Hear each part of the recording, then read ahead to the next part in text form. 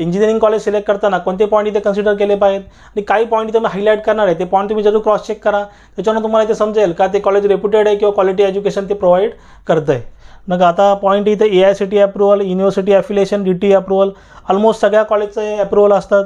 ॲक्रिडेशन म्हणजे तुम्ही जरूर चेक करा कॉलेजचं NAAC झालं आहे का नाही, आणि NAAC झालं आहे त्याचबरोबर NBA झालं आहे का नाही.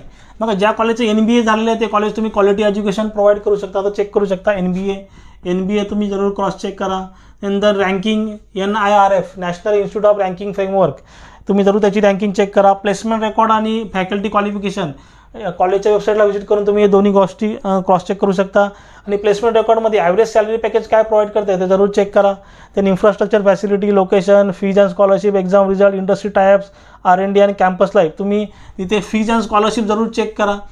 त्यांनी त्या वेबसाईटवरती मेन्शन केलं आहे का नाही, आणि R&D मध्ये तुम्हाला कशा प्रकारे त्यांनी फॅसिलिटी प्रोव्हाइड केलेली आहे ते सुद्धा तुम्ही वेबसाईटवरती